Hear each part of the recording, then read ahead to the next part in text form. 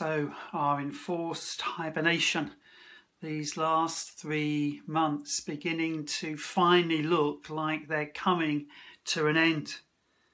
Things beginning to look like they're going to return to something like normal, even if we know that the new normal is going to look incredibly different from what the old normal itself looks like. We've got the possibility of a proper haircut, of a meal out, of being able to spend time and be able to visit friends. And for some, I know that brings huge excitement, huge anticipation. For some, I know it also brings anxiety and stress. It's the same for many across the diocese as they begin to think about the opening of their buildings for worship. Will it be safe for ourselves, for others who come into the buildings?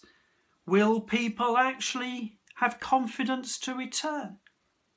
What will it look like? What is it we will actually be able to do? And the honest answer at the moment to those questions is we don't know. We haven't got the answers. As I record this, we're actually still waiting for the official government advice to come to us to let us know what it is we're going to be able to do. And it's easy, I think, to find ourselves worrying about that, despite what we know Jesus said in what we call the Sermon on the Mount about the futility of doing that, of worrying. It's easy to forget that the future actually is God's.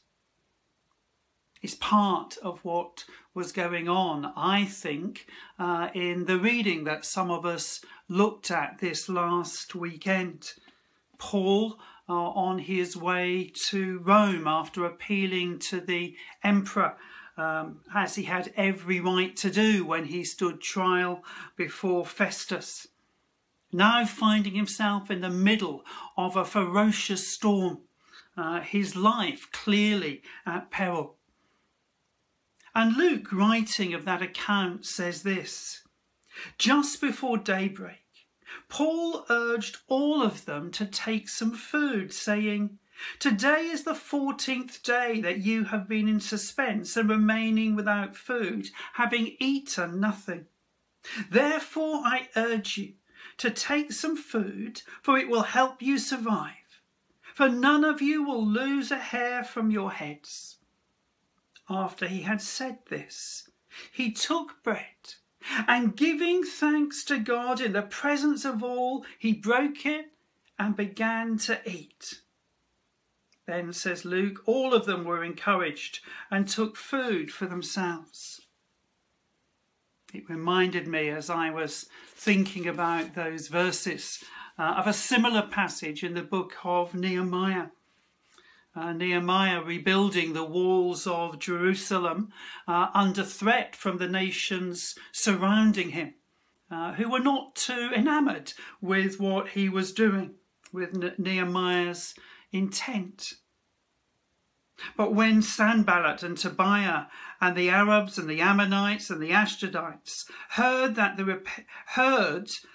repairing of the walls of Jerusalem was going forward and the gaps were beginning to be closed, they were very angry, and all plotted together to come and fight against Jerusalem and to cause confusion in it. So, says Nehemiah, we prayed to our God and set a guard as a protection against them day and night. That combination of prayer and practical action. We prayed, says Nehemiah, and set a guard. Paul ate and gave thanks. He prayed.